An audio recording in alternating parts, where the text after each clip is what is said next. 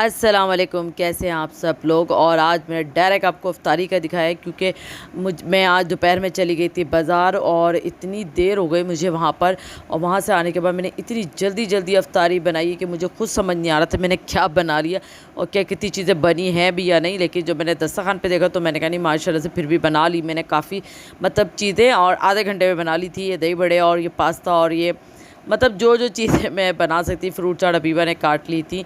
तो फिर मुझे जाना था अपनी बहन के घर पे ये डाई करवाने, अपने हेयर डाई करवाने। और ये सामने रखा हुआ है कलर, क्योंकि मैं दोपहर में गई मैं इसीलिए थी कि मुझे कलर भी लेना था और दूसरा जो मेरे छोटे मोटे काम थे ना वो भी मुझे करने थे। वैसे तो तकरीबन मैं कर चुकी थी लेकिन थोड़ा बहुत था वो मैंने करना था। तो मैं फिर अपनी अम्मी के घर ही जा रही हूँ। वहाँ पर भी मैं ज़्यादा व्लॉग नहीं बना पाई क्योंकि मैं कलर लगा लिया था। तो मैं बाजी के पास बैठ गई थी क्योंकि मेरी बड़ी बहन ने ये डाई करा है। तो वो फिर है ना फिर बच्चों में लग गई थी, तो इसलिए वो अब मैं क्या मोबाइल पकड़ती और मैं तो खैर सामने तो आती नहीं जो मैं आपको दिखाती अपने बालों का कलर कि मैंने क्या करा है। तो बहरहाल फिर मैंने यहाँ पर जो ना खाना खाया और फिर बिरयानी भी रखी हुई थी। तो यहाँ खाना वाना खा कर मैं और फिर गई दर्जी के पास। जो मेरे कपड़े रह गए थे वो भी मुझे उससे लेने थे, अभी भी रह गया है उसके पास एक सूट। तो फिर मैं अब आपसे डायरेक्ट सैरी में मिलूँगी क्योंकि नहीं बना पाई मैं ना, कोई वीडियो नहीं अपलोड कर पाई, सिर्फ खाना खाना नज़र आ रहा होगा। तो फिर मैंने ये सैरी में भी जो है ना जो अफ्तारी का जो आपको पता है मैं जो रखती हूँ वो मैं सहरी में ज़रूर खाती हूँ। और यहाँ देखे मैं जो मेरे पास सिल्वर का ये है ना प्याला है, उसी में मैंने ना क्या नाम है मैगी बनाया। मैंने तो खैर पराठे वगैरह कुछ नहीं खाया, मैंने मैगी खाया है। बिल्कुल भी दिल नहीं चाह रहा था क्योंकि लेट नाइट मैंने खाना खाया था तो इसलिए। तो मैंने फिर नमाज़ पढ़ी फजर की, फिर यासीन शरीफ पढ़ी और फिर उसके बाद जो है अब मैं आपसे कुछ बातें भी करना चाह रही थी। तो इसलिए सोचा आज चलो अच्छा छोटी सी ही वीडियो अगर मैं बना रही हूँ तो मैं उसमें कुछ बातें कर सकूँ। अभी आप लोगों को पता होगा हमारी एक सब्सक्राइबर हैं और बड़ी अच्छी सब्सक्राइबर हैं, बड़ी ज़बरदस्त बातें करती हैं, बड़ी मज़ाहिया भी हैं और बड़ी खरी बात करती हैं। और वो हैं बाहर रहती हैं और फ़रज़ाना नाम है उनका। तो वो भी मुझे काफ़ी चीज़ें बताती रहती। तो उन्होंने मुझे एक चीज़ बताया कि कोई है ना बहुत ज़्यादा गंदगी बकवास कर रही थी वो औरत। मुझे नहीं समझ आता, औरतें भी ऐसी होती हैं। चलो हम मर्दों को तो बोलते हैं कि उनकी ज़बानें ख़राब है, लेकिन औरत भी ऐसी होती है कि जिसकी ज़बान इस हद तक ख़राब होगी मैं सोच नहीं सकती हूँ ये कौन लोग हैं। और फिर अपने आप को कहते हैं कि सितारा ऐसी है, तो ये तो भी आप क्या हो, मेरी समझ से बाहर इतनी ख़राब औरतें हैं ये अपने आप को। खैर मैं उनको औरतें नहीं कहूँगी, औरतों के नाम पे धब्बा कहूँगी मैं। ये मुझे समझ सी नहीं आता ये लोग अपने ससुराल में या अपने शौहर के साथ रह कैसे रही हैं। या फिर ये वो औरतें होंगी जिनको निकाला जा चुका है या फिर उनको छोड़ा जा चुका है, या फिर ये बिल्कुल नफ्सियाती होंगी जो अपना नफ्सियात का जो है ना सारा जो है ना यहाँ पर आके ना गुबार निकाल रही हैं। क्योंकि मेरी तो समझ से बाहर है कि एक औरत इस तरह की ज़बान और इस तरह की गलाज़त कभी नहीं बक सकती। जब मुझे वो फ़रज़ाना जी ने बोला है तो वो बेचारे ख़ुद पर वो हो गई शर्मिंदा और वो थोड़ा बहुत बोल के खामोश हो गई। तो जाहिर सी बात है समझ में तो आता है कि वो क्या बोलना चाह रही है। तो बहरहाल मुझे बड़ा अफ़सोस हुआ यार, ये महीना ऐसा है, भले आप बाहर रह रही हो कहीं रह रही हो तो मुसलमान ना, आप रोज़े तो रख रही हो रमज़ान के, आपको इतनी सी भी शर्म हया नहीं है जिस पे आप बकवास कर रही हो। तुम अगर कल को मर जाओगी तो फिर क्या जवाब दोगी, क्यों तुम बोलो क्या कहोगी कि तुमने क्यों किया ये सब, सिर्फ चंद डॉलर के लिए किया, अपना चैनल ग्रो करने के लिए किया। सब चैनल ही तो ग्रो कर रहे हो तुम लोग, फिर कहते हो कि बकवास करते हो कि हम कुछ नहीं कर रहे।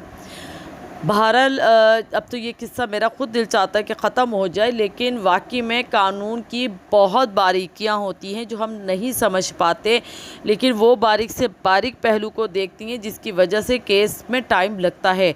पहले मैं भी समझती थी कि नहीं यार ऐसा हो जाता है, यूँ करो तो यूँ चीज़ हो जाएगी, लेकिन नहीं ऐसा नहीं होता भाई। आप लोग समझते हैं कि ऐसा कर दो, नहीं वो इस तरह बोल रही तो यूँ कर दो, यूट्यूब को इस तरह बोल दो। देखो यूट्यूब से भी हमारे काफ़ी कांटेक्ट हुए हैं और यूट्यूब वाले कहते हैं कि हमारी पॉलिसी है, हमें पता है कि किसका चैनल किस तरह से हमें बंद करना है, क्या करना है। अगर ये चीज़ होगी तो ये चैनल होता है बंद, ठीक है। मैं आपको सिर्फ एक सवाल का जवाब दे रही हूँ, आप ये मत सोचिएगा हमने कुछ नहीं कर रहा है उसमें।